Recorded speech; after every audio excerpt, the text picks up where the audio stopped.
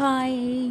நாங்கள் நேற்று வீட்டில் விநாயகருக்கு சாமியெல்லாம் கும்பிட்டு முடிச்சுட்டு அதுக்கப்புறம் பிள்ளையாரை கரைச்சிட்டு அப்படியே இந்த பக்கமாக மேட்டூர் பார்க் போகலாம் அப்படின்னு சொல்லிட்டு தான் கிளம்பி வந்தோம். ஏன் அப்படின்னா பாப்பா வீட்டில் இருக்கும்போதே சொல்லிட்டா, வெளில போகிறோன்னு சொன்னோன்னே என்ன நினச்சாலோ தெரியல, ஊஞ்சல் போகணும் அப்படின்னு சொன்னாலா. சரி ஓகே அங்கே கூட்டிகிட்டு போகலாம் அப்படின்னு தான் நினச்சோம். ஆனால் கண்டிப்பாக பெரிய பார்க்குக்கு போனால் க்ளோஸ் ஆகிடும் ஒன்று. அதுவும் இல்லாமல் அங்கே க்ரௌடு ஜாஸ்தியாக இருக்கும். ஏன்னா நிறைய பேர் விநாயகர் கலைக்க வந்தவங்க எல்லாரும் கண்டிப்பாக அங்கே தான் போயிருப்பாங்க அப்படின்னு சொல்லிட்டு, சின்ன பார்க்னால் சின்னதாகவும் இருக்கும், ஃப்ரீயாகவும் இருக்கும் அப்படின்னு சொல்லிட்டு விநாயகரை கரைச்சிட்டு அப்புறம் இந்த பக்கம் வந்துட்டோம். வரும்போது இன்னும் 2-3 விநாயகர்லாம் வந்துச்சு. அதுவும் ஒரு விநாயகர் பைக்லலாம் உட்காந்துட்டு வந்துச்சு. பார்க்குறதுக்கே டிஃப்ரெண்ட்டாக இருந்தது. அதுக்கப்புறமா பார்க்குக்கு வந்து இறங்கின உடனே ஆளுக்கு முன்னாடி என்னமோ தெரிஞ்சவங்க மாதிரி குடுகுடுன்னு ஓடினான். ஓடி போய் ஊஞ்சலில் உட்காரணுன்ட்டு போனான் அவன். ஆனால் இந்த ஊஞ்சல்லாம் லைக் பண்ண மாட்டான். அந்த சர்க்கிளில் வரதான் ரொம்பவே அவள் விரும்புவாள். அதுக்காகவே தான் நான் வந்து மெயினாக அவளை பார்க் கூட்டிகிட்டு போகணும்னு நினப்பேன். ஆனால் பக்கத்தில் எங்கேயுமே நமக்கு வந்து பார்க் கிடையாது. இவ்வளோ தூரம் மேட்டூர் வரைக்குமே வரணும்.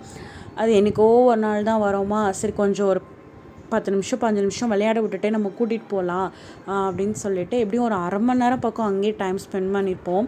அவளுக்கு மெயின் வந்து இந்த சர்க்கிளில் உட்காந்து விளையாடணும் அப்படின்னு சொல்லிட்டு அப்புறம் அவள் அதில் விளையாடிட்டு இருந்தா. அதில் அங்கே என்னென்ன இருக்கோ எல்லாத்துலேயும் மாறி மாறி உட்காந்து விளையாடி முடிச்சுட்டு அதுக்கப்புறமா கொஞ்ச நேரம் உட்காந்து பேசிகிட்டு இருந்தோம். சரி போகலாம், இதுக்கு மேலே இங்கே இருந்தோம்னா டைம் ஆகி போயிடும் அப்படின்னு சொல்லிட்டு அப்படியே மெல்லமாக கிளம்பி வந்தோமா. கிளம்பி வரும்போது தான் ஒரு ஞாபகம் வந்துச்சு. குழந்தைக்கு வந்து பக்கத்தில் வந்து ட்ரெஸ் எடுத்து கொடுக்கணும். குழந்தைகிட்ட வந்து ரொம்ப நாள் ஆச்சு, அடிக்கடி போய் பார்க்குறோம், ஆனால் அவங்க ட்ரெஸ் எடுத்து கொடுக்கவே முடியலையா. சரி ஓகே போயிட்டு வாங்கி கொடுத்துட்டு வந்துடலாம் அப்படின்னு சொல்லிட்டு இவ்வளோ தூரம் வந்துட்டோம், அதையும் வாங்கிட்டு போயிடலாம் அப்படின்னு சொல்லிட்டு அப்புறம் ட்ரெஸ் எடுக்கிறதுக்காக ட்ரெஸ் கடைக்குள்ளே போயிட்டோம். ஆல்ரெடி போனது தான் ஒரு தடவை மேட்டூரில் போய்ட்டு பாப்பா கூட ட்ரெஸ் கலெக்ஷன்லாம் பார்த்து வந்தோம் இல்லையா. அங்கே தான் போய்ட்டு அந்த குழந்தைக்கு மட்டும் ட்ரெஸ் எடுத்துகிட்டு அதுக்கப்புறமா எப்போ மேட்டூர் வந்தாலும் சரி இந்த ஐஸ்கிரீம் கடையை தாண்டி தான் போவோம், வாங்காமல் போக மாட்டோம், சாப்பிட்டு தான் போவோம். அப்படி தான் அப்புறம் போயிட்டு உள்ளே போயிட்டு ஐஸ்கிரீம் வாங்கி அவங்களும் ஐஸ்கிரீம் வாங்கிட்டு நாங்களும் ஆளுக்கு ஒன்று மாற்றி மாற்றி சாப்பிட்டு முடிச்சுட்டு அதுக்கப்புறமா மெதுவாக அப்படியே கிளம்பி வீட்டுக்கு வரலான்னு சொல்லிட்டு வந்தோம்.